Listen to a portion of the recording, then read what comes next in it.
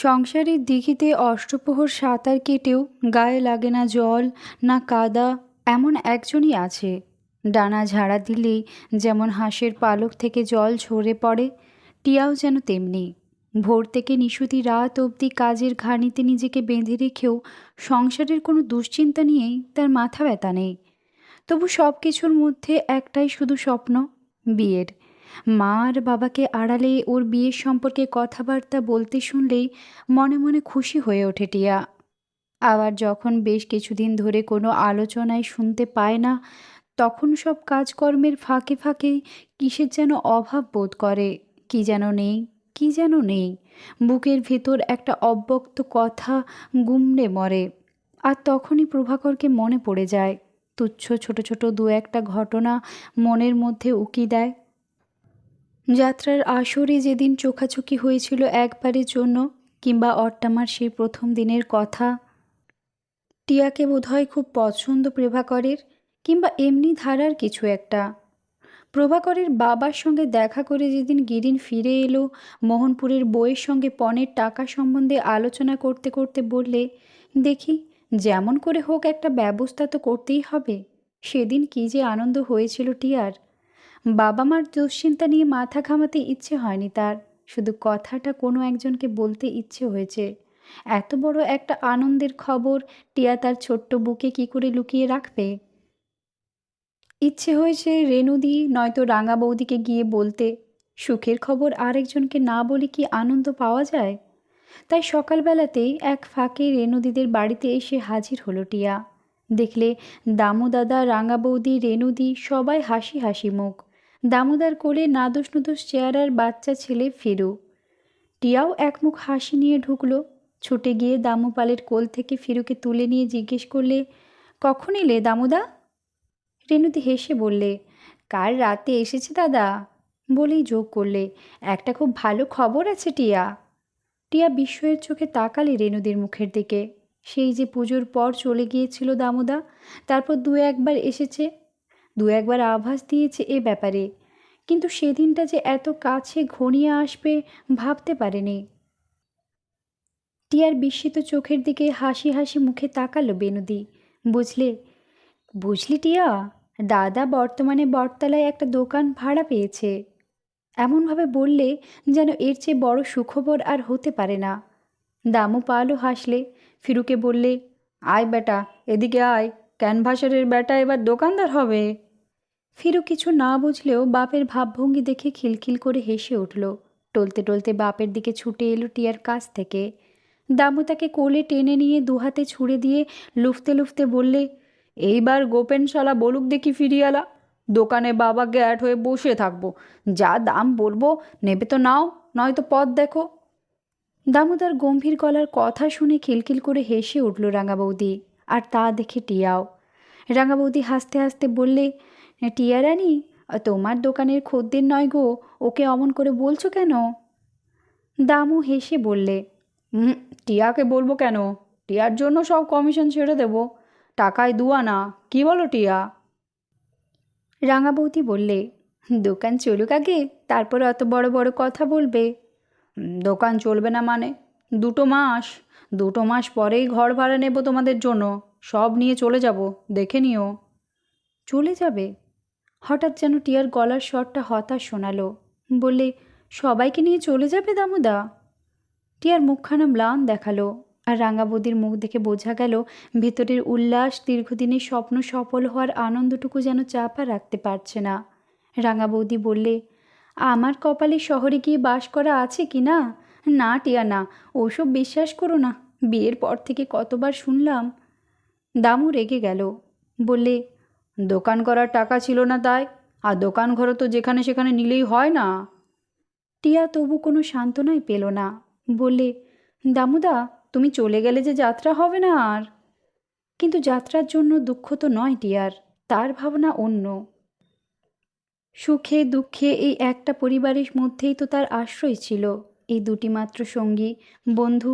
কথায় কথায় তাই সে রাঙা বৌদি আর রেণুদির কাছে ছুটে আসতো। মার বকুনি খেয়ে চোখের জল মুছতে এখানেই আসতো। বিয়ের কথা শুনে মনের উল্লাস হালকা করতেও এখানেই। কিন্তু দামুদা যদি সত্যি একদিন সকলকে নিয়ে চলে যায়। দামু হাসল। আর যাত্রা নয় গো, আর যাত্রা নয়। হে হে বাবা, এবার থিয়েটারের পালা। প্রথম অঙ্ক চতুর্থ দৃশ্য হয়ে গেল, এবার দ্বিতীয় অঙ্ক। টিয়ার মুখের দিকে চোখ পড়তেই রেনু বাধা দিল, বললে, না রে টিয়া, এই তো বর্ধমান, ৮ ঘন্টার তো রাস্তা, আসবো বই কি, মাঝে মাঝেই আসবো আমরা, জমি জমা বাড়িঘর থাকবে, না এসে কখনো চলে? টিয়া বিষণ্ণ হাসি হাসল, অভিযোগের স্বরে বললে, সে তো শুধু ধান কটা আদায় করে বেচে দিয়ে যেতে, সে তো সবাই আসে রেনুদি, চাটুজ্যেদের বড় তরফের ছেলেরা আসে, গুপ্তরা আসে, নিকুঞ্জ সায়রা আসে। রাঙা বৌদিও এতক্ষণে লক্ষ্য করলে, বুঝতে পারলে তার আনন্দের খবরটা টিয়ার কাছে আনন্দের নয়।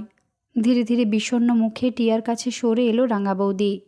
টিয়ার পিঠে হাত রেখে বললে, না টিয়া, ওসব শোনো না, ও তোমার দাদার আকাশকুসুম স্বপ্ন। রাঙা বৌদির মুখের দিকে ফিরে তাকালো টিয়া, হঠাৎ হেসে উঠল, আর হাসির সঙ্গে ওর চোখের পাতা ভিজে এলো। ফিরুকে আবার ছুটে এসে কোলে তুলে নিল টিয়া। তারপর পাগলের মতো ফিরুর গালে, মুখে, কপালে চুমু খেতে খেতে হঠাৎ হাসতে হাসতে ফিরুর মোটাসোটা একখান হাত আস্তে করে দাঁতে চেপে ধরল, যেন ফিরুর হাতখানা সত্যি সত্যি কামড়ে দিতে ইচ্ছে হয় তার। ফিরুর দুধে গড়া নরম তুলতুলে চেহারাখানাকে বুকে চেপে তার গালে গাল ঠসে চটকে ফিরুকে বিপর্যস্ত করে তুলেই যেন আনন্দ। কৌতুকের চোখে তার কাণ্ড দেখছিল রাঙা বৌদি। 2 মিনিট আগে যার চোখ ছলছল করে উঠেছিল দামোদা সকলকে নিয়ে চলে যাবে শুনে, সামান্য একটা কথায় সেই মেয়েটা কেমন আশ্বস্ত হয়েছে দেখে বিস্ময় জাগে রাঙা বৌদির। সত্যি কি সরল এই মেয়েটা! সেই কোন কিশোরী চপল একটি মেয়ে ধীরে ধীরে অন্তরঙ্গ হয়ে উঠেছিল তাদের পরিবারের সঙ্গে, তাই আজ বিচ্ছেদের সামান্য আশঙ্কায় তার মনেও ব্যথা লাগে। টিয়ার দিকে মুগ্ধ দৃষ্টিতে তাকিয়ে রইল রাঙা বৌদি, আর হঠাৎ যেন আবিষ্কার করল টিয়া সেই কৈশোরের বয়স পার হয়ে যৌবনের ভরা দিঘির ঘাটে এসে পা বিছিয়ে বসেছে। সমস্ত শরীরের গঠন গৌরবে, চিবুকের নিটোল কমনীয় ভঙ্গিতে, চোখের চাহনি আর বুকের স্পন্দনের মধ্যে সবার অলক্ষ্যে কি যেন পরিবর্তন ঘটে গেছে। দুপুরেও খাওয়া দাওয়ার পর আবার এসে হাজির হলো টিয়া। সারাটা দিন রাঙা বৌদির পায়ে পায়ে ঘুরল, আর রাঙা বৌদিকে দেখতে দেখতে তার মনেও স্বপ্ন উঁকি দিল। পরের দিনই চলে যাবে দামোদা, তাই সযত্নে বাক্স গুছিয়ে দিচ্ছে রাঙা বৌদি। দিনের পর দিন দুধের সর তুলে রেখে রেখে ঘি বানিয়েছে। একটা শিশিতে ভরে ঘিটুকু সুটকেসে রেখে দিয়ে বললে, ভাতে দিয়ে খেয়ে যেন, কাগজে মুড়ে একটু আমসত্ত্ব, ছোট্ট টিনের কৌটোয় বড়ি, গোটা কয়েক নারকেলের নাড়ু, একটার পর একটা গুছিয়ে ভরে দেয় রাঙা বৌদি। আর মাঝে মাঝে বলে, বাক্সে দেওয়ায় সার হচ্ছে, যা মানুষ খাবে নাকি, ওই কৌটোর মধ্যেই থাকবে। টিয়াও এটা ওটা সাহায্য করে, আর মাঝে মাঝে স্বপ্ন দেখে সেও একদিন এমনইভাবে জিনিসপত্র গুছিয়ে দেবে অন্য একজনের জন্য। সব কাজ শেষ হলো এক সময়, রোদ নরম হলো বিকেলের, আর রেনু এসে টিয়াকে ডেকে নিয়ে গেল একধারে। তারপর ফিসফিস করে প্রশ্ন করলে, হ্যাঁ রে টিয়া, তোর নাকি বিয়ের কথা হচ্ছে, সত্যি? লাজুক হাসি হেসে মাথা হেঁট করল টিয়া। ওই প্রভাকর বাবুর সঙ্গে? এবারও মাথা তুলতে পারলে না টিয়া, শুধু বললে, আমাকে ওদের পছন্দ হবে নাকি, মিথ্যে চেষ্টা করছে বাবা। রেনু হাসলে, কেন পছন্দ হবে না, তোর মতো সুন্দর কটা আছে রে গায়ে। টিয়া শুনতে ভালোই লাগলো কথাটা, তবু সম্পূর্ণ বিশ্বাস হয় না। এ যেন কল্পনাতীত, স্বপ্নেও যা কোনোদিন ভাবতে পারেনি সে, তাই ঘটতে চলেছে। প্রভাকরের সঙ্গে তার বিয়ে হতে পারে সত্যি কোনোদিন ভাবতে পারেনি। তাই বললে, আমি যে লেখাপড়া জানি না রেনুদি, কত স্কুল কলেজে পাশ করা মেয়ে আছে। রেনু হাসলে, বললে, হবে হবে, দেখিস তুই। টিয়া চোখ তুলে তাকালে রেনুদির মুখের দিকে, তারপর ধীরে ধীরে বললে, রেনুদি, তোমার বিয়ের কথা হচ্ছে না, তুমি বিয়ে করবে না? কিছুক্ষণ কোনো কথাই বলতে পারল না রেনু, চুপ করে রইল। সমস্ত মুখটা তার যেন থমথম করে উঠল। তারপর হঠাৎ হাসিতে ফেটে পড়ল। বিয়ে করব না? খিলখিল করে হেসে উঠল রেনু। বললে, আমি করতে চাইলেই তো হবে না ভাই, কে বিয়ে করবে আমায় বল তুই। আবার হেসে উঠল রেনু। টিয়া স্পষ্ট বুঝতে পারল রেনুদি চেষ্টা করে হাসছে, হাসি দিয়ে গোপন ব্যথাটুকু চাপা দিতে চাইছে। রেনু একটুখানি চুপ করে রইল, তারপর ধীরে ধীরে বললে, পণ দেবার মতো টাকা তো নেই ভাই আমার দাদার, কোনো রকমে দুটি খেতে দিতেই পারে না, আবার পণ। বিষণ্ণ হাসি হাসলে রেনু। তা বলে বিয়ে করবে না তুমি? বিয়ে হবে না তোমার? কান্নার মতো শোনালো টিয়ার গলার স্বর। রেনু হাসবার চেষ্টা করলে, বললে, ওসব কথা ভাবি না টিয়া, দাদার দোকানটা যদি ভালো চলে, বর্ধমানে যদি বাসা করতে পারে দাদা, তাহলে তাহলে আমি স্কুলে ভর্তি হব, ওখানে গিয়ে দেখিস তুই। দাদা বলেছে পাশ করলে নার্সিং পড়াবে আমাকে, নিজের পায়ে তো দাঁড়াতে পারবো ভাই। নার্স? নার্স হবে রেনুদি?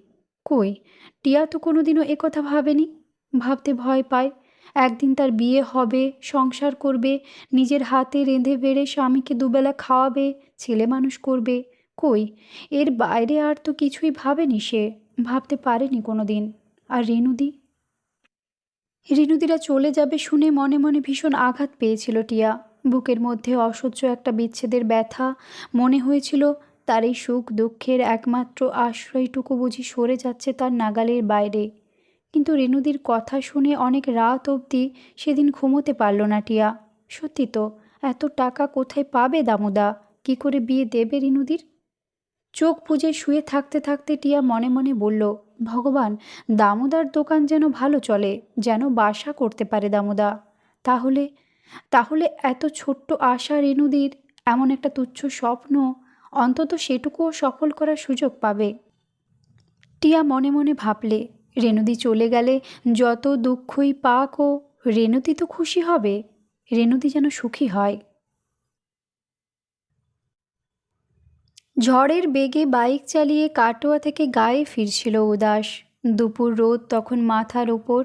তবু অন্য দিনের মতো অপেক্ষা করে বিকেলের বাসটার মাথায় সাইকেলটা তুলে দিয়ে রাস্তার মোড়ে নেমে পড়ার আয়েসটুকু নিতেও ইচ্ছে হয়নি উদাসের। সমস্ত মন তখন ফুর্তিতে নেচে উঠেছে তার। তাড়াতাড়ি গায়ে ফিরে সবাইকে না শুনিয়ে যেন আনন্দ নেই। বাইক চালাতে চালাতে মাঝে মাঝেই নিজের পকেটে একটা হাত ঠেকিয়ে দেখে উদাস। আর হাসিতে উৎফুল্ল হয়ে ওঠে ওর মুখ। দীর্ঘদিনের সাধনায় সিদ্ধিলাভ করার আনন্দ। ঝড়ের বেগে গায়ের দিকে এগিয়ে চলে উদাস। ঝড়ের মতোই দুপুরের উত্তপ্ত বাতাসের হালকা এসে লাগে মুখে চোখে। বুক চিতিয়ে ঘাড় উঁচু করে সে বাতাসের স্পর্শ নেয় উদাস। মুখে চোখে ঝাপটা লাগে উষ্ণ হলকার, তবু ভালো লাগে, কারণ জীবনের একমাত্র স্বপ্ন তার সার্থক হয়েছে। লাইসেন্স পেয়েছে উদাস, আর একটা চাকরি। মনে মনে লক্ষ্মীমণির উপর খুশি হয়ে ওঠে উদাস। মনে মনে অনেক কথা ভাঁজে। কি বলবে সে লক্ষ্মীমণিকে, কিভাবে আদর করবে? লক্ষ্মীমণিকে বলবে, তোর বাপের চেষ্টাতেই হলো রে বউ, নইলে এত তাড়াতাড়ি চাকরি মিলত না। শুনে লক্ষ্মীমণি নিশ্চয়ই মুখ বেজার করবে, কিংবা কোনো কথাই বলবে না। তবু যেমন করে পারে তার মুখে আজ হাসি আনবে উদাস। আর পদ্ম, পদ্ম হয়তো সত্যিই খুশি হবে। একদিন যেমন লাইসেন্সটা হাতে নিয়ে দেখতে চেয়েছিল, নেড়ে চেড়ে দেখেছিল, একবার তার মুখের দিকে, একবার লাইসেন্সটার দিকে তাকিয়ে যেভাবে কৌতুকে হেসেছিল। কিন্তু আজ পদ্ম নয়, কেবলই লক্ষ্মীমণির কথা মনে পড়ছে তার।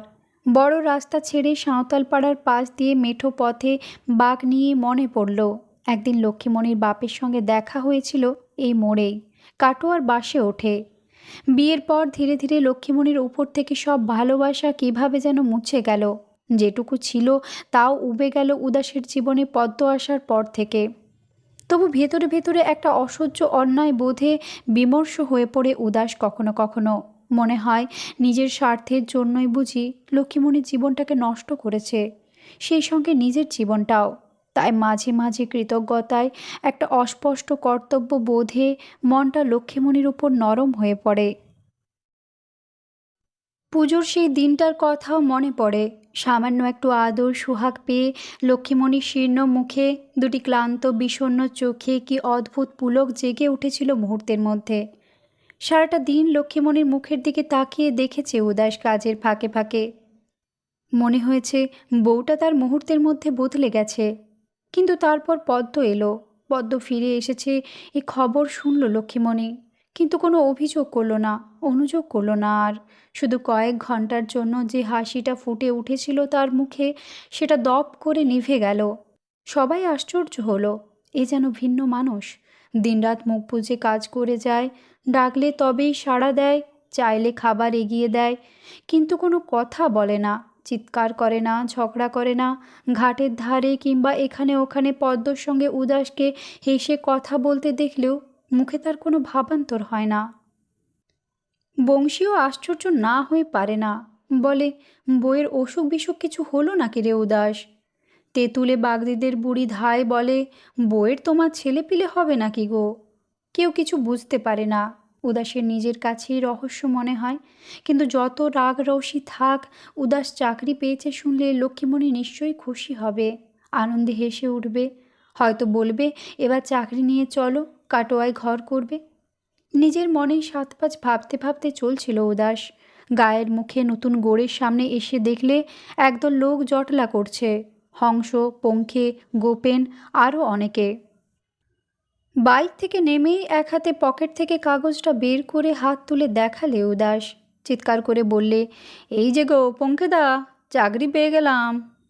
ওরা চমকে ফিরে তাকাতেই হাসতে হাসতে বাইক থেকে নামলো উদাস, বলে, বাপ বলে দ্বিচক্কর বাহন, নইলে বাবুর আমার চলে না, হে হে, এবার আর দ্বিচক্কর নয় গো, 4 চক্কর। ফুর্তিতে আনন্দে চিৎকার করে সগর্বে বলেছিল কথাটা, কিন্তু লোকগুলোর মুখের দিকে তাকিয়ে চুপ করে গেল উদাস। সবারই মুখ এমন থমথমে কেন? সপ্রশ্ন চোখ তুলে একে একে সবারই মুখের উপর দৃষ্টিটা বুলিয়ে নিয়ে চলে গেল উদাস। সকলেই চোখাচোখি হওয়ার ভয়ে মুখ নামিয়ে নিল। শুধু গোপেন ধীরে ধীরে বললে, তুই ঘরে যা উদাস, ঘরে যা তাড়াতাড়ি। দ্রুত কাছে এগিয়ে এলো উদাস। বিস্ময়ে, অজ্ঞাত আশঙ্কায় উদাস হঠাৎ চিৎকার করে উঠল, কেনে কেনে, কি হয়েছে গোপন দাদা, কি হয়েছে বলো? কেউ কোনো কথা বললে না, শুধু হংস চাটুর্যে বললে, তুই যা তাড়াতাড়ি। আর অপেক্ষা করল না উদাস, ঝড়ের বেগেই বাইক চালিয়ে বাড়ির পথ ধরল। দূর থেকে দেখলে তার বাড়ির সামনে লোক গিজগিজ করছে। বাগদিপাড়া, বাউড়িপাড়ার লোক, কোটালপাড়ার লোক ভিড় করে আছে চতুর্দিকে। উদাসকে দেখে সবাই সরে গিয়ে পথ করে দিলে, কিন্তু কেউই মুখ ফুটে কিছু বললে না। প্রতিদিনের মতো দুপুরে খাওয়া দাওয়ার পর লক্ষ্মীমণির সঙ্গে গল্প করতে এসেছিল পদ্ম। পুজোর দিনে গায়ে ফিরে আসার পর থেকে কিভাবে যেন তাকে আপন করে নিয়েছিল লক্ষ্মীমণি। কারণে অকারণে আগের মতো পদ্মকে আসতে দেখলে আর বিরক্ত হতো না সে। মুখখানা তার চাপা বিদ্রোহে কঠিন হয়ে উঠত না। চিৎকার করে পাড়ার লোককে শুনিয়ে শুনিয়ে বাঁকা বাঁকা কথা ছুড়ে দিত না। পদ্ম নিজেও তাই বিস্মিত হয়েছিল, এ যেন অন্য মানুষ। রাগ নেই, বিদ্বেষ নেই, আবার হাসি, গল্প, আনন্দে মেতেও ওঠে না আর 5 জনের মতো। সদা সর্বদাই মুখখানা থমথমে, একটা চাপা দুঃখের ম্লান। প্রথম যেদিন লক্ষ্মীমণির সঙ্গে দেখা করতে এলো সেদিন উদাসও ছিল। উঠোনে বসে সাইকেলের চাকার ফুটো সারাচ্ছিল। পদ্ম হাসতে হাসতে ঢুকলো বাঁশের বাতার ফটকটা খুলে, বললে, কেমন আছিস গোপন, দেখতে এলাম তোকে। অন্যদিন হলে লক্ষ্মীমণি ঝাঁঝিয়ে উঠে বলতো, অত ছুতানাতায় প্রয়োজন নাই গো, যারে দেখতে এসো দেখবে যাও। কিন্তু লক্ষ্মীমণি কোনো কথাই বললে না, শুধু চোখ তুলে তাকালে একবার পদ্মর মুখের দিকে। দু একটা সাধারণ প্রশ্ন করলে পদ্ম, লক্ষ্মীমণি কেমন আছে, ধান হয়েছে কেমন, শ্বশুরের শরীর ভালো কি না। মৃদু গলায় দু একটা উত্তর দিলে লক্ষ্মীমণি, তারপর শুধলে, তোমার শরীর ভালো আতো দিদি, কোথায় ছিলে? পদ্ম হাসলে, কোনো উত্তর দিলে না। তারপর দু একটা আজে বাজে কথা বলতে বলতে ও গিয়ে দাঁড়ালো যেখানে বসে উদাস সাইকেল মেরামত করছিল। উঠোনটার উপর সাইকেলটা শুইয়ে রেখে রবারের টিউবটায় পাম্প করতে করতে এক বালতি জলে সেটা ডুবিয়ে ডুবিয়ে দেখছিল উদাস। পদ্ম গিয়ে ভালো মানুষের মতো প্রশ্ন করলে, ও কি করছো গো বোনায়? উদাস হেসে বললে, চাঁদাটা খুঁজছি রে পদ্ম, জলে ভুরভুরি উঠবে, এখুনি দেখ কেনে। দেখতে দেখতে জলে বুদবুদ উঠল, আর পদ্ম হেসে উঠে বললে, ও মা, তাই গো, পুকুরের মাছের পানা ভুরভুরি উঠছে বটে। কৌতুকে হেসে উঠে লক্ষ্মীমণির দিকে তাকালো পদ্ম। দেখলে লক্ষ্মীমণি এক মনে অন্যদিকে মুখ ফিরিয়ে চিড়ে কুটছে। পদ্ম সেখানেই ঠায় দাঁড়িয়ে রইল। দাঁড়িয়ে দাঁড়িয়ে দেখলে উদাস এক টুকরো রবার কাঁচি দিয়ে গোল করে কেটে রবারের চাকায় তালি মারছে। সাইকেল মেরামত শেষ হতেই চাকায় হাওয়া ভরে নিয়ে বেরিয়ে পড়ল উদাস। যাওয়ার সময় বললে, শালার বাবলার কাটায় কাটায় রাস্তায় সাইকেল চালানো দেয়। পদ্ম হেসে বললে, কাটা নইলে কি কমল মেলে গোপনায়? ঠিক কীভাবে বললে বুঝতে পারল না উদাস, শুধু যাবার সময় হেসে ফিরে তাকালে তার মুখের দিকে। আর উদাস চলে যেতেই পদ্মকে ডেকে বসালো লক্ষ্মীমণি, গল্প জুড়ে দিল। এমনভাবে কথাবার্তা শুরু করলে যেন অন্তরঙ্গ বন্ধু দুজনে। সেই প্রথম নয়, তারপরও বহুবার দেখেছে পদ্ম। উদাস যতক্ষণ থাকে ততক্ষণই মুখ থমথম করে লক্ষ্মীমণির, মুখে চোখে কি এক বিষণ্ণতা। কিন্তু দুপুরে যখন উদাস থাকে না, উদাসের বাপ বংশী পড়ে পড়ে ঘুমোয়, তখন পদ্মকে কাছে বসিয়ে লক্ষ্মীমণি আপনজনের মতো গল্প করে, যেন কোনো অভিযোগ নেই তার বিরুদ্ধে, কোনো অভিমান নেই। কোনো দিন বিকেলে বংশী ঘুম থেকে উঠলে 2 গ্লাস চা বানিয়ে একটা কাঁসার গ্লাসে চা রেখে পুকুর পাড়ের বাস ছাড় থেকে ডাক ছাড়ে লক্ষ্মীমণি, ও পদ্ম দিদি, চা খাবে, এসো গো। পদ্ম দাওয়া থেকেই সাড়া দেয়। তারপর এই বাড়িতে এলেই লক্ষ্মীমণি গ্লাসটা নিয়ে বলে, নাও সে তোমার চা, জুড়িয়ে জল হয়ে গেল।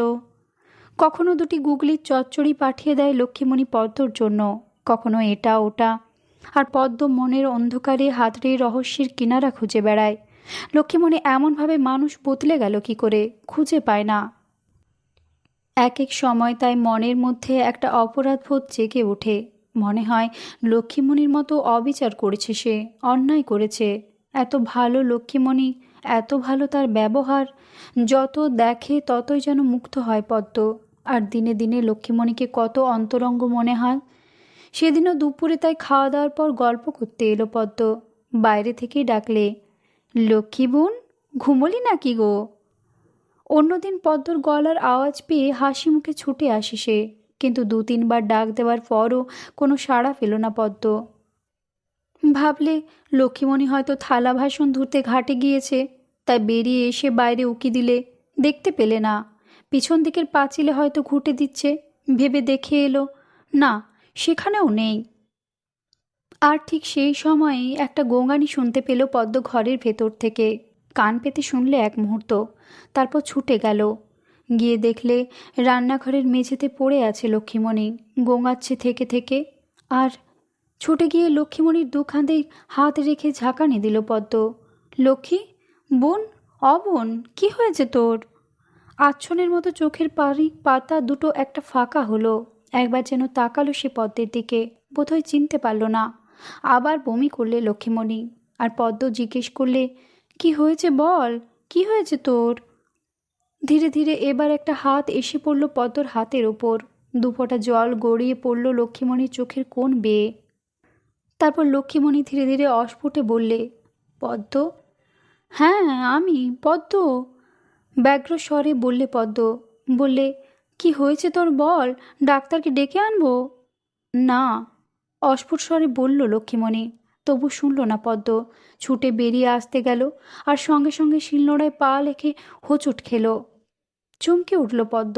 শিলের উপর তখনও খানিকটা পড়ে আছে, এদিকে ওদিকে পড়ে আছে ধুতরুর বীজ। সারা শরীর যেন মুহূর্তে শিউরে উঠল তার। ঘর থেকে বেরিয়ে কোটালপাড়ার মধ্যে চিৎকার করে উঠল পদ্ম, লক্ষ্মী বোন বিষ খেয়েছে গো, লক্ষ্মী বোন বিষ খেয়েছে। চতুর্দিক থেকে লোক ছুটে এলো, ভিড় করে এলো লোক। তেঁতুলে বাগদিদের পাড়া থেকে, বাউরি পাড়া থেকে, কোটালপাড়ার থেকে। আর রুদ্ধশ্বাসে অবিনাশ ডাক্তারের বাড়ির দিকে ছুটল পদ্ম। লক্ষ্মী বোন বিষ খেয়েছে, তাকে বাঁচাতে হবে, যেমন করে হোক বাঁচাতে হবে। একদিন তার বাপকে কাটার দিয়ে কুপিয়ে দিয়েছিল এই লক্ষ্মীমণি। সেদিন নিজের মান সম্মান বাঁচানোর জন্য, অপবাদ বাঁচানোর জন্য ডাক্তারের কাছে সব কথা চেপে গিয়েছিল পদ্ম। কিন্তু আজ মান অপমান অপবাদ দুর্নামের কথা মনে পড়ল না পদ্মর। মনে হলো না লক্ষ্মীমণি বিষ খেয়েছে এ খবর আসলে তার ওপরই অপবাদ ছড়াবে। ওর কেবলই মনে হলো লক্ষ্মী বোনকে বাঁচাতে হবে, লক্ষ্মী বোনকে বাঁচাতে হবে। যে মানুষটাকে একসময় সেও সহ্য করতে পারত না, যাকে জীবনের কাঁটা মনে হতো, আজ তাকেই যেন সবচেয়ে অন্তরঙ্গ মনে হচ্ছে। যেন তার জীবনের চেয়ে মূল্যবান আর কিছুই নেই পদ্মর কাছে। এক মুহূর্ত স্তব্ধ বিমূঢ় হয়ে কি যেন ভাবল পদ্ম। তারপরে ঊর্ধ্বশ্বাসে ছুটে গেল অবিনাশ ডাক্তারের বাড়ির দিকে। গায়ে ফিরে এসেও অবিনাশ ডাক্তারের সঙ্গে দেখা করতে যায়নি পদ্ম, যাবে না ভেবেছিল। একঠ্যাঙা ওই মানুষটার দিকে তাকালেও কষ্ট হয় তার। একখানা পা নেই, দুটো কাঠের ক্রাচের ওপর ভর দিয়ে যখন খুঁড়িয়ে খুঁড়িয়ে হাঁটে ডাক্তার। একখানা খাকি বুশ শার্ট গায়ে, একটা বোতাম ছেঁড়া, চুল উস্কো খুস্কো, তিন কুলে কেউ কোথাও নেই। বিদেশ বিভুঁই এই গ্রামে এসে ঘর বেঁধেছে, অথচ দুদিনেই তো গ্রামকে করে নিয়েছে আপন। গায়ের উন্নতি নিয়ে মাথা ঘামায়, নিজের মুনিশ লাগিয়ে অপরের পুকুরের পানা সাফ করাতে চায়। এমন একটা লোককে এ গায়ের কেউ পছন্দ করে না, বদনাম দেয় পদ্মর নাম জড়িয়ে। এসব দেখে সত্যিই বড় কষ্ট হতো পদ্মর। তবু মুখ বুজে সহ্য করেছে সব কথা। ভেবেছে সে যদি সরে আসে ডাক্তারের কাছ থেকে তাহলে বড় অসহায় হয়ে পড়বে লোকটা। তেপান্তরের মাঠে একা পড়ে থাকে, কে দেখবে লোকটাকে? কে তার সুখ সুবিধের দিকে তাকাবে? তাই পাড়া পড়শিদের উপহাস উপেক্ষা করেছিল পদ্ম। কিন্তু সেদিন বুঝলে তাকে জড়িয়েই সারা গায়ে অপবাদ ছড়িয়ে পড়েছে ডাক্তারের। আর তাই অসুখ বিসুখে তাকে আর কেউ ডাকে না, বলগার ডাক্তারকে ডেকে আনে। সেই দিন থেকে মন স্থির করে ফেলেছিল পদ্ম। ডাক্তারের ভালোর জন্যই নিজে সরে যেতে চেয়েছিল। কিন্তু সেসব কথা ডাক্তারকে বুঝিয়ে বলবার সময় নেই তখন, বলার মতো মনের অবস্থাও নেই পদ্মর। জলে ভেজা দুটি চোখ কচলে পদ্ম বারবার বলে, একটুকু তাড়াতাড়ি চলো গো ডাক্তার, লক্ষ্মী বুনটারে বাঁচাতে হবে, বাঁচাতে হবে বুনটারে। তাড়াতাড়ি হেঁটে চলে গেল ডাক্তার, খুঁড়িয়ে খুঁড়িয়ে ক্রাচে ভর দিয়ে দিয়ে। আর পদ্মর মনে হয় প্রতিটি মুহূর্ত যেন কত দীর্ঘ সময়, যেন পথ আর ফুরোয় না। পদ্মর সঙ্গে তার রেখে দ্রুত হাঁটতে চেষ্টা করে অবিনাশ ডাক্তার, পারে না। যেতে যেতে অবিনাশ ডাক্তার আবার প্রশ্ন করে, তুই কেন চলে গিয়েছিলি পদ্ম? ফিরে এসেও দেখা করিসনি কেন? প্রথমটা কোনো জবাব দেয় না পদ্ম, শুধু কাতর গলায় বলে, সব বলবো ডাক্তার, সব বলবো তোমায়। লক্ষ্মী বুনটারে আগে তুমি বাঁচাবে, চলো, ধুতরোর বিচি খেয়েছে বুনটা। বলতে বলতে প্রায় কেঁদে ফেলে পদ্ম। চমকে ওঠে অবিনাশ ডাক্তার, বলে, সে কি, আগে বলিসনি কেন? বলে আবার লাফিয়ে লাফিয়ে চলতে শুরু করে ক্রাচে ভর দিয়ে। শেষ পর্যন্ত ওরা যখন এসে পৌঁছলো তখন আর কিছুই করবার নেই। ভিড় ঠেলে ভেতরে ঢুকলো অবিনাশ ডাক্তার পদ্মর পেছনে পেছনে। তারপর একটা ক্রাচে ভর দিয়ে ঝুঁকে পড়ে লক্ষ্মীমণির একখানা হাত তুলে নিয়ে খানিক পরেই নামিয়ে রাখল। উৎসুক চোখ মেলে ডাক্তারের মুখের দিকে তাকালে পদ্ম, আর লক্ষ্মীমণির পাশে বসে পড়ে ভালোভাবে পরীক্ষা করে সজোরে মাথা নাড়ল অবিনাশ ডাক্তার। না না না, আর সশব্দে চিৎকার করে কেঁদে উঠল পদ্ম। তারপর কখন যে ডাক্তার ক্রাচ তুলে ভিড় ঠেলে চলে গেছে, কখন গ্রামের চৌকিদার খবর নিতে এসেছে, কিছুই জানে না পদ্ম। ঘণ্টাখানেক পরে থানার দারোগা আর সিপাই এসেছে। বুড়ো বংশী হাত জোর করে তাদের কাছে অনুনয় করে কি বলছে আড়ালে গিয়ে। তারপর তারা একসময় চলে গেছে, কিছুই লক্ষ্য করেনি পদ্ম। ও যখন উঠে এলো দেখল বারান্দায় উবু হয়ে বসে আছে উদাস, তার চোখেও জল। ধীরে ধীরে তার কাছে এসে দাঁড়ালো পদ্ম, কাঁধে হাত দিয়ে বললে, ওঠো বোনাই। তার মুখের দিকে তাকালো উদাস, অর্থহীন চোখ মেলে, যেন কিছুই বুঝতে পারছে না, কিছুই দেখতে পারছে না। গভীর একটা অনুশোচনায় যেন তার সমস্ত বুক দগ্ধ হচ্ছে। তারপর হঠাৎ ছেলে মানুষের মতো কেঁদে উঠল উদাস, বললে, লক্ষ্মী বউ কেন আত্মঘাতী হলো রে পদ্ম?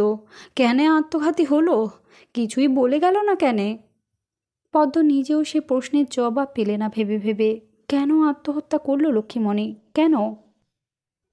আত্মহত্যাই করবার যদি ইচ্ছে হয়েছিল তার, তবে সে প্রথম যেদিন পদ্মকে দেখেছিল উদাসের আলিঙ্গনের মধ্যে, সেদিনই করেনি কেন?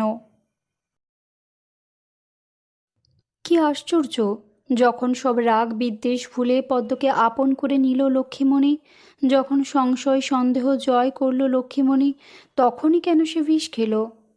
পদ্মর হঠাৎ মনে হলো তার বিরুদ্ধে কোনো অভিযোগ রেখে যাবার জন্য নয়, উদাসের বিরুদ্ধেও কোনো অভিযোগ রেখে যাবার জন্য নয়। উদাস আর তার মাঝখান থেকে ইচ্ছে করেই হয়তো সরে গেছে লক্ষ্মীমণি। অসীম অতৃপ্তির জ্বালায় ওদের সুখী করতে চেয়েছে।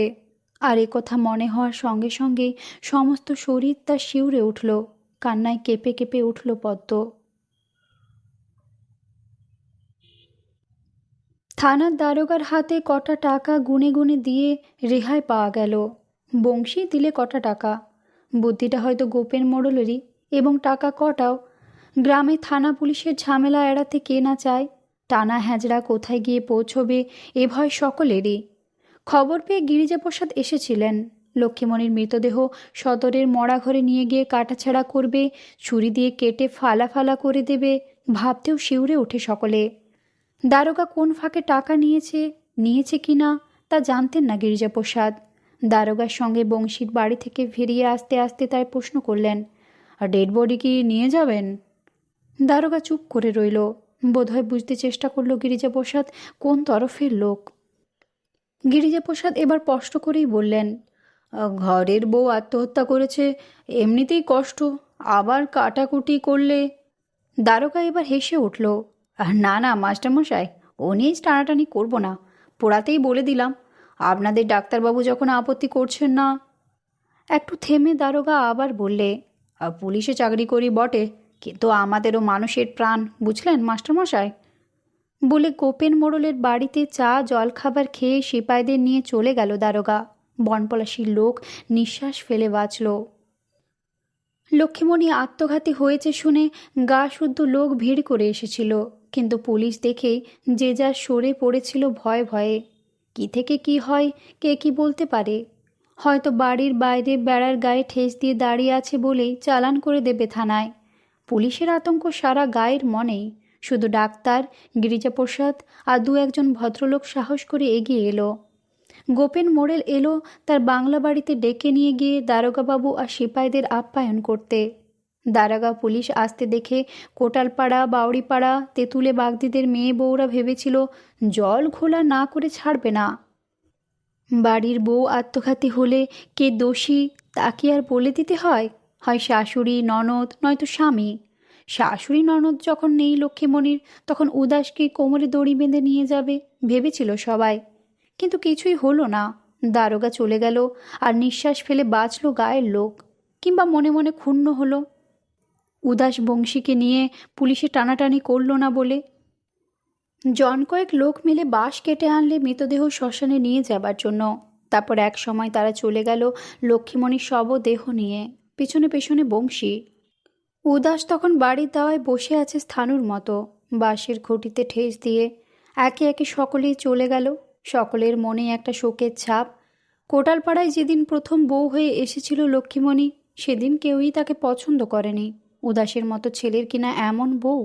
তারপর ধীরে ধীরে লক্ষ্মীমণির রুক্ষ স্বভাব আর রুক্ষ কথাবার্তার জন্য গ্রামের লোকও বহুবার মুখ ফুটে বলেছে, বউটা মলে পাড়া ঠান্ডা হয়, উদাস বাঁচে।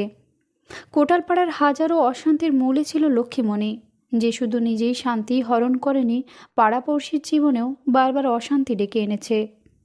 কিন্তু লক্ষ্মীমণি মারা যাওয়ার পর, লক্ষ্মীমণি আত্মঘাতী হওয়ায় তারাও দুঃখের নিঃশ্বাস ফেলল।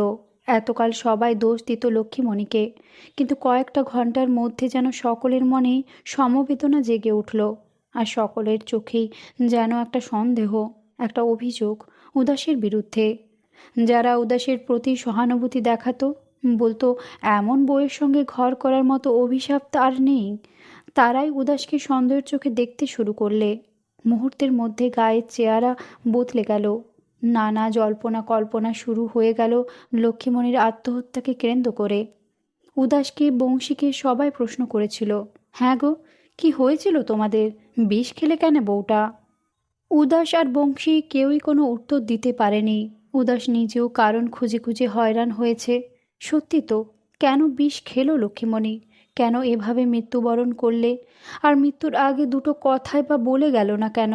রহস্যের হদিশ দিয়ে গেল না কেন উদাসকে? চুপচাপ একা একা বসে থাকে উদাস, আর ক্ষণে ক্ষণে একটা কথাই মনে পড়ে, কেন বিষ খেলো লক্ষ্মীমণি? কেন? কেন? কই, এই একটা মাসের মধ্যে তো কোনোদিনও তার মধ্যে এমন কিছু হয়নি যার জন্য মনে আঘাত লাগতে পারে লক্ষ্মীমণির। কোনো কথাই তো বলেনি উদাস। আর পদ্ম? না, এর আগে অনেক বড় আঘাত পেয়েছিল লক্ষ্মীমণি, অনেক বেশি অপমান কুড়িয়েছে সে। কই, তখন তো আত্মহত্যার কথা তার মনে জাগেনি। তবে ভেবে ভেবে কোনো কুলকিনারাই পায় না উদাস। অথচ মনে মনে নিজেকে অপরাধী ঠেকেছে। বেশ বুঝতে পারে গায়ের লোক তাকেই দোষী ভাবছে। ভাবছে লক্ষ্মীমণি যখন আত্মহত্যা করেছে তখন নিশ্চয়ই কোনো গূঢ় কারণ আছে এর পিছনে। লোকের সন্দেহের দৃষ্টি থেকে রেহাই পাবার জন্যই গা ছেড়ে খড়ি নদীর ধারে ধারে বৈষ্ণবদের পোড়ো কুঞ্জের দিকে চলে যায় উদাস। গোসাই দিদির কুঞ্জ, বাবুরি বনতুলসীর ঝোপ, পুকুর পাড়ে ছড়ানো ডেলু ফুল, ফুলে ফুলে ছাওয়া সজনে গাছ আর ভেঙে পড়া কুঞ্জ। কেউ কোথাও নেই। সেই কবে গোসাই দিদি নবদ্বীপ চলে গেছে তারপর থেকে আগাছায় জঙ্গলে ভরে গেছে চতুর্দিক, নির্জন নিঃশব্দ। মাঝে মাঝে দু একটা কালকেউটে নয়তো সিঁদুরডুপি সাপ এঁকে বেঁকে চলে যায়। সেইখানে এসে চুপ করে বসে থাকে উদাস আর ভাবে। কি যে ভাবে ও নিজেও বুঝতে পারে না। তারপর এক সময় বিকেলের রোদ পড়ে যায়, সন্ধে হয়ে আসে, আর ভয়ে গা ছমছম করে ওঠে উদাসের। কেবলই ভয় হয় লক্ষ্মীমণি হয়তো এসে দাঁড়াবে সামনে। যে কথাটা বলে যায়নি হয়তো সেই কথাটাই বলতে আসবে। এক একদিন ভীষণ ভয় পেয়ে যায় উদাস। তাড়াতাড়ি বাড়ি ফিরে আসে। বংশী না থাকলে বাড়ি ঢুকতেও ভয় পায়। এমনি করে দিনের পর দিন কেটে চলছিল। আর এমনিভাবেই গায়ের সকলকে এড়িয়ে চলছিল উদাস, এমনকি পদ্মকেও। পদ্মর মুখের দিকে চোখ তুলে তাকাতেও যেন লজ্জা হতো, অস্বস্তি হতো। তবুও আসতো পদ্ম। কোনো কোনো দিন পাঁচু কোটাল উদাসকে বংশীকে দুবেলা ডেকে নিয়ে যেত। ভাঁদ রেঁধে খাতে ডাকতো পদ্ম। সেদিনও তাই ডাকতে এলো পদ্ম। বললে, চলো গো বোনাই, তোমার নেগে বুড়া বাপটাও আমার জলস্পর্শ করে নাই। কথাটা শুনে চোখ মেলে তাকালো উদাস পদ্মর মুখের দিকে। তাকিয়েই রইল, যেন কথাটা তার কানে যায়নি। পদ্ম হাসল, বললে, ফ্যাল ফেলিয়ে কি দেখছো গো, দেখো নাইনি কি আমায়? উদাস তবু হাসল না। পদ্মর মুখের দিকে তাকিয়ে থাকতে থাকতে হঠাৎ খপ করে তার হাতখানা ধরলে, কিন্তু সঙ্গে সঙ্গে হাতটা ছাড়িয়ে নিলে পদ্ম। না না, চিৎকার করে বলে উঠল। বিস্মিত বিব্রত বোধ করলে উদাস। অনুনয়ের কণ্ঠে বললে, তুই আমার ঘরে আয় পদ্ম। চোখে জল এসে গেল উদাসের। লক্ষ্মীকে বড় ভয় লাগে রে আমার, একা মানুষ আমি, থাকতে নারবো, থাকতে নারবো। পদ্ম কোনো কথা বলল না, শুধু কঠিন চোখে তাকিয়ে রইল উদাসের মুখের দিকে। তারপর বললে, বুড়া বাপটা বসে আছে, খাবে এসো বোনাই। বলে তরতর করে বাড়ির পথ ধরলে। আর উদাসের সারা বুক কেঁপে উঠল দুঃসহ ব্যথায়, আশঙ্কায়। পাঁচু কোটাল আর উদাসকে পাশাপাশি জায়গা করে দিল পদ্ম। এনামেলের দুখানা থালায় ভাত এনে নামিয়ে দিলে। কিন্তু খিদে মরে গেছে তখন উদাসের। ওর মনের মধ্যে তখন একটা আলোড়ন উঠছে। পদ্মর চোখে এমন ভৎসনার দৃষ্টি ও বুঝি কখনো দেখেনি, এমন উপেক্ষার ব্যবহার কখনো পায়নি। কিন্তু কেন এতদিন অশান্তি আর অসহ্য ক্ষোভ দুঃখের মাঝে উদাস ভেবেছে লক্ষ্মীমণি তার জীবন থেকে সরে গেলেই সে সুখী হবে, শান্তি পাবে। ভেবেছে পদ্ম আর তার মাঝখানে ওই একটাই পাঁচিল। তাই কখনো সখনো মনের গোপনে লক্ষ্মীমণির মৃত্যু কামনাও করেছে সে। কিন্তু আজ হঠাৎ পদ্মর উপেক্ষায় নিজেকে বড় নিঃস্ব মনে হলো উদাসের। তবু ধীরে ধীরে পাঁচু কোটালকে বললে, এ গায়ে আর মন বসছে না গো আমার। পাঁচু কোটাল ভাতের গ্রাস তুলে একটু অপেক্ষা করলে। তারপর বললে, কি করবে তবে, যাবে কোথায় বলো? কাটোয়ায় নয় তো বর্ধমানে, লাইসেন্স আছে, আর ড্রাইভারি করব, ঘর করব সেখানে গিয়ে। পাঁচু কোটাল চুপ করে রইল, শুধু মুখ তুলে একবার তাকালো পদ্মর দিকে। মুখ ঘুরিয়ে নিল পদ্ম। বংশীও একদিন এসে বললে, ছেলেটার বিয়ে দাও গো পদ্মর সঙ্গে, শেষে বিবাগী হয়ে যাবে। পাঁচু কোটালেরও তাই ইচ্ছে। খুশি হয়ে বললে, আর সে তো আমারও স্বাদ তোমারও স্বাদ, তা পণ্ডিতকে ডেকে বলো কেনে, দিন দেখে দিতে একটা। কিন্তু মেয়ে যে তার অমত করে বসবে ভাবতে পারেনি পাঁচু কোটাল। বংশীও ভাবতে পারেনি। পদ্মর বাপের কাছ থেকে কথাটা শুনল উদাস। শুনে স্তম্ভিত হয়ে গেল। লক্ষ্মীমণির মৃত্যুর পর থেকেই লক্ষ্য করেছে উদাস পদ্ম কেমন যেন তাকে এড়িয়ে এড়িয়ে চলে। ঠিক সে আগের মতো হেসে রসিকতা করে কথা বলে না, কাছে এসে সোহাগ করে দাঁড়ায় না গা ছুঁয়ে। লক্ষ্মীমণি বেঁচে থাকতে তাকে মনে হয়েছে দুজনের মাঝখানে একটা বিভেদের পাঁচিল, লক্ষ্মীমণির মৃত্যু যেন দুজনের মাঝখানে এনে দিয়েছে একটা গভীর খাদ। উদ্ভ্রান্ত চোখে পদ্মকে দূর থেকে তাকিয়ে তাকিয়ে দেখে উদাস, আর বুকের ভেতর মোচড় দিয়ে ওঠে। সেদিনও যথারীতি খেতে ডাকলো পদ্ম। চলো বোনাই, ভাত দুটো মুখে দিয়ে আসবে বলেই চলে যাবার জন্য পা বাড়ালো, আর সঙ্গে সঙ্গে তার হাতখানা শক্ত মুঠিতে ধরে ফেললে উদাস। বলে, কি হয়েছে তোর বল পদ্ম? হাতটা ছাড়িয়ে নেবার চেষ্টা করে পদ্ম হেসে উঠল। কই, কি আবার হবে গো আমার? বিয়ে করবি না তুই আমায়? কাটোয়ায় ঘর করবো তোকে নিয়ে গিয়ে। আমার যে কত স্বাদ ছিল রে পদ্ম। বলতে বলতে চোখ ভিজে এলো উদাসের। পদ্ম হাসল বিষণ্ণ চোখে উদাসের মুখের দিকে তাকিয়ে বললে, না গো বোনাই, তা হয় না। কেন? বিস্মিত হলো উদাস। পদ্ম ছলছল চোখে বলল, লক্ষ্মী বোনটারে অনেক কষ্ট দিলাম গো বোনাই। মৃত্যু হলো তার, তার আত্মাটার একটু শান্তি দাও গো, একটু শান্তি দাও। পদ্মকে অনেক বুঝিয়েও রাজি করাতে পারল না উদাস। পদ্মর মুখে সেই এক কথা, মৃত্যু হয়েছে লক্ষ্মী বোনটার, এবার ওকে একটু শান্তি দাও, শান্তি দাও। লক্ষ্মীমণির মৃত্যুতেও এতখানি আঘাত পায়নি উদাস, এমনকি যেদিন গা ছেড়ে চলে গিয়েছিল পদ্ম, সেদিনও না। ব্যথায় অপমানে আর একটাও কথা বললে না পদ্মকে। পরের দিনই সাইকেলটা বের করে চাকা দুটো পরিষ্কার করলে, হাওয়া ভরলে রবারের নলে, তারপর কাটোয়ার পথে বেরিয়ে পড়ল। পদ্ম ভেবেছিল সন্ধে হলেই আগের মতোই ফিরে আসবে উদাস, কিন্তু দিনের পর দিন কেটে গেল, উদাস ফিরল না আর। মনে মনে পদ্ম ভেবেছিল হয়তো সেও চলে যাবে, সেই নিগন স্টেশনের ধানকলে গিয়ে কাজ নেবে। তাই ভাবলে যাবার আগে ডাক্তারের সঙ্গে একবার দেখা করে যাবে। সকাল থেকে খাট দিয়ে কাপড়খানা কাচলে পদ্ম, রোদে শুকিয়ে নিয়ে পড়লে সেখানা, চুল বাঁধলে যত্ন করে, ভিজে গামছায় মুখ ঘষে ছোট্ট আরশিখানায় নিজের মুখ দেখলে, তারপর কাপড়ের পুটুলিটা বগলে নিয়ে বেরিয়ে পড়ল ডাক্তারের বাড়ির উদ্দেশ্যে। ডাক্তার অনেক করেছে তার জন্য, যাবার আগে একবার দেখা দিয়ে যাবে পদ্ম। আহা, অসহায় মানুষটা গ্রামের এক প্রান্তে পড়ে থাকে, কেউ খোঁজ নেয় না। বড় দুঃখ পদ্মর তার জন্য। দূর থেকেই তাকে দেখতে পেল ডাক্তার। ঘরের সামনে বাঁশের বাতা দিয়ে ঘিরে ছোট্ট এক টুকরো বাগান করেছে অবিনাশ ডাক্তার। খুরপি দিয়ে মাটি ঝরিয়ে ফুলের চারা বসাচ্ছিল। হঠাৎ একটা রোদে ঝলসানো সাদা ফুটফুটে কাপড় চোখে পড়ল। খুরপিটা মাটিতে ফেলে দিয়ে ক্রাচে ভর দিয়ে উঠে দাঁড়ালো অবিনাশ ডাক্তার। তাকিয়ে রইল। হ্যাঁ, পদ্মই বটে। পদ্ম আসছে তরতর করে এঁকে বেঁকে দ্রুত পায়ে। সারা গায়ে তখন ঘাম ঝরছে অবিনাশ ডাক্তারের। ধীরে ধীরে খাকি বুশ শার্টটা খুলে কাঁধে নিল। দুটো হাত ঘষে ঘষে ধুলো মুছল হাত থেকে। পদ্ম ততক্ষণে অনেক কাছে এসে পড়েছে, আর পদ্মর চলন্ত শরীরের দিকে তাকিয়ে থাকতে থাকতে মুগ্ধ হয়ে গেল অবিনাশ ডাক্তার। স্বাস্থ্যের প্রাচুর্যে ভরা নিটোল সুন্দর একখানা যৌবনের শিখা যেন। কালো মসৃণ চেহারাটার প্রতি অঙ্গ থেকে যেন একটা সুষম ছন্দ ফুটে উঠেছে। এমন মুগ্ধ দৃষ্টিতে বহুবার পদ্মর দিকে তাকিয়ে দেখেছে অবিনাশ ডাক্তার, আর সেই মুগ্ধতা নিজের মনেই চেপে রেখেছে। চিরদিন একটা ব্যর্থতার দীর্ঘশ্বাসে শুধু কখনো কখনো তার বুক নিংড়ে বেরিয়ে আসে। আর ক্ষণে ক্ষণে মনে পড়ে গেছে আর একটি সুন্দর মুখ, সুন্দরী শিক্ষিতা একটি নারীর মুখ, যার জীবনের সঙ্গে অবিনাশ ডাক্তারের জীবন জড়িয়ে গিয়েছিল একদিন। শাক বাজিয়ে উলু দিয়ে ঘরে এনেছিল অবিনাশ ডাক্তার। তারপর পদ্ম জিজ্ঞেস করেছিল একদিন, ডাক্তারের ব্যথাকাতর মুখের দিকে তাকিয়ে থাকতে থাকতে প্রশ্ন করেছিল, আর অবিনাশ ডাক্তার জীবনের যে দুঃখ কারো কাছে কোনোদিন প্রকাশ করেনি, সেই গোপন আঘাতের কথা খুলে বলেছিল অশিক্ষিত গ্রাম্য কোটালদের একটি মেয়ের কাছে।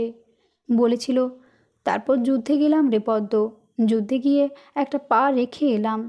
ভাবলাম একটা পা গেছে যাক, আরেকটা পায়ে ভর দিয়ে জীবন কাটিয়ে দেব। যে কথা অবিনাশ ডাক্তারের মনের মধ্যে গুমড়ে মরেছে, ভেতরে ভেতরে তার বুক কুড়ে কুড়ে খেয়েছে যে বেদনা, শোনাবার লোক পেয়ে সেদিন তা প্রকাশ করার সুযোগ পেয়ে মুখর হয়ে উঠেছিল সে। বলেছিল, তারপর যুদ্ধ থেকে ফিরে এলাম পদ্ম, এসে দেখলাম অন্য পাটাও আমার খোয়া গেছে।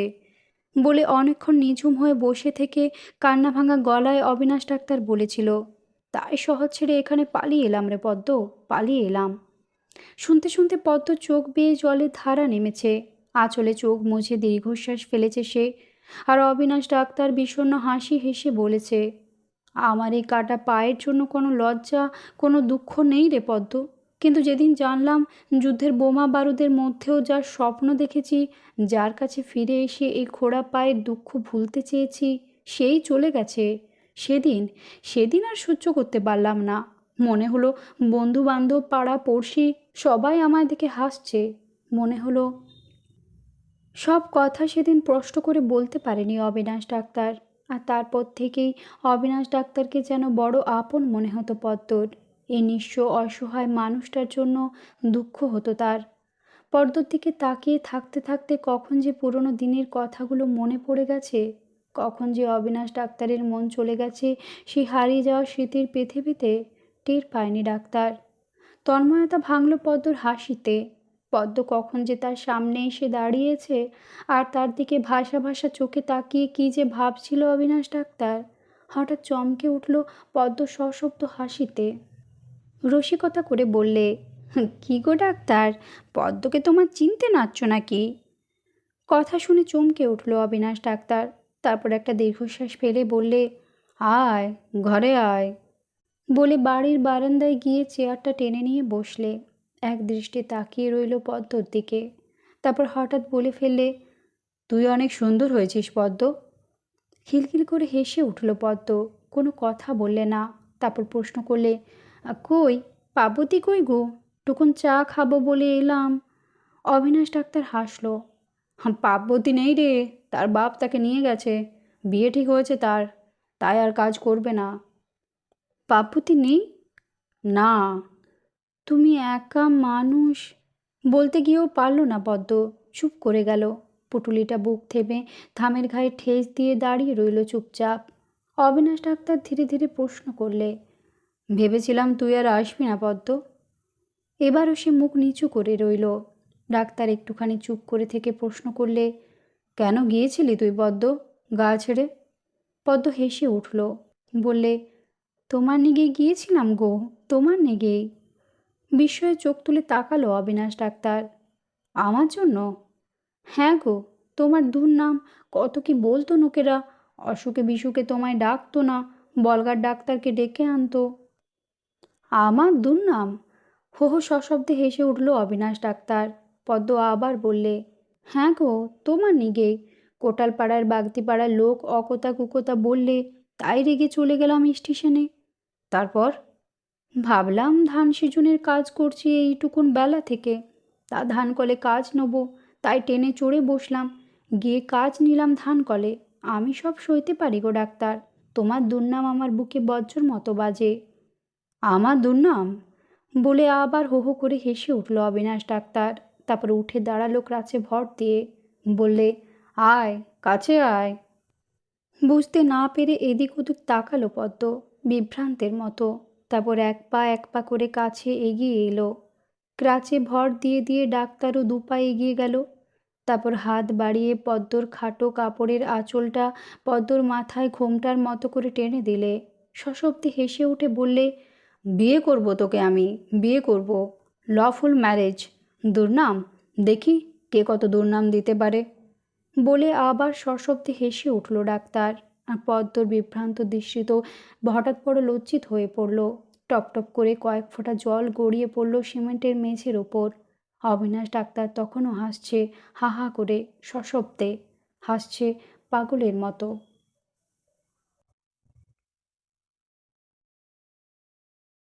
বন্ধুরা, গল্প পাঠ ভালো লাগলে আমার চ্যানেলটি সাবস্ক্রাইব করবেন।